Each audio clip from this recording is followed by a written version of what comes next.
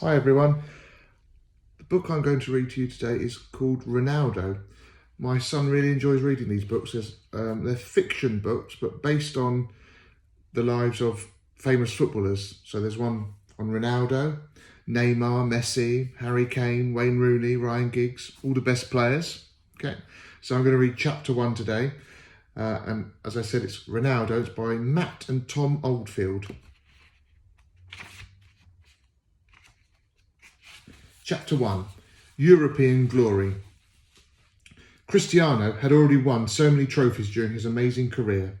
1 Spanish league title, 2 Spanish Cups, 3 Premier League titles, 3 English Cups, 3 Champions League trophies and 3 Ballon d'Or. But he still felt something was missing. That something was an international trophy with Portugal. And on the 10th of July 2016, he was one step away from achieving that dream.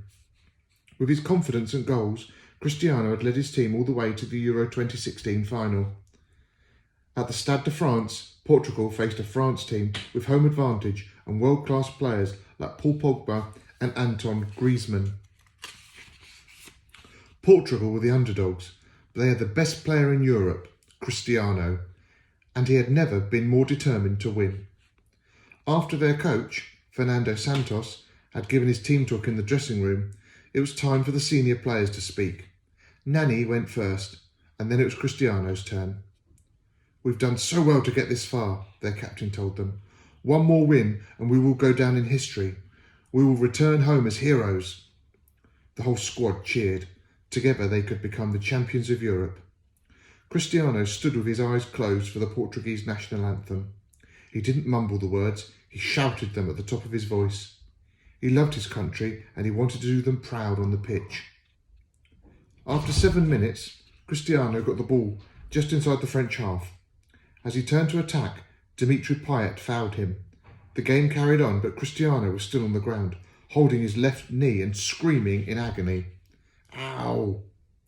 As the physios used the magic spray and rubbed his knee with an ice pack, Cristiano winced. The injury didn't look good. He put his hands to his face to hide the tears. Dimitri came over to say sorry for the tackle, but Cristiano was too upset to reply. Eventually, he stood up and limped off the field. On the touchline, he tested his leg. It didn't feel good, but he wanted to keep playing. "Are you sure?" João Mario said to him as he walked back onto the pitch. "I have to try," Cristiano told him. But a minute later, he collapsed to the ground. On his big day, Cristiano was in too much pain to continue. He kept shaking his head. He couldn't believe his bad luck. "You have to go off," Nani told him, giving his friend a hug. "We'll do our skipper proud, I promise." Cristiano wasn't ready to give up yet, though. The physios put a bandage around his knee and he went back on again. But when he tried to run, he had to stop. He signalled to the bench, "I need to come off." He ripped off his captain's armband. "Wear this," Cristiano said to Nani, putting the armband on him, "and win this final."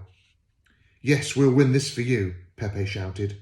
And as he was carried off on a stretcher, Cristiano cried and cried. The most important match of his life was over. It was 0-0 at half-time, and Cristiano was there in the dressing room to support his teammates. "Stick together and keep fighting hard," he told them.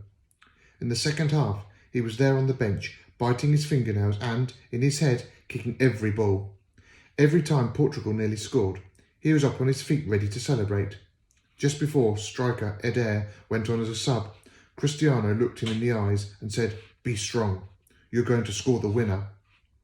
But after 90 minutes, it was still 0-0. Cristiano walked around giving encouragement to the tired players. It was tough not being out on the pitch, but he could still play his part.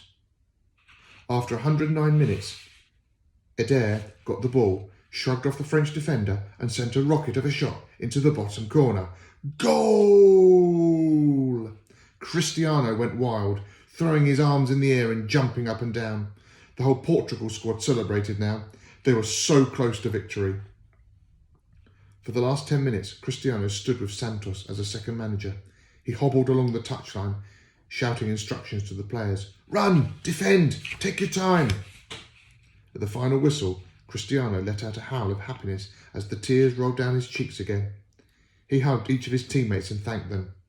"No, thank you," Adair said to him. "Without you, I wouldn't have scored that goal." "I told you we'd do it," Pepe laughed.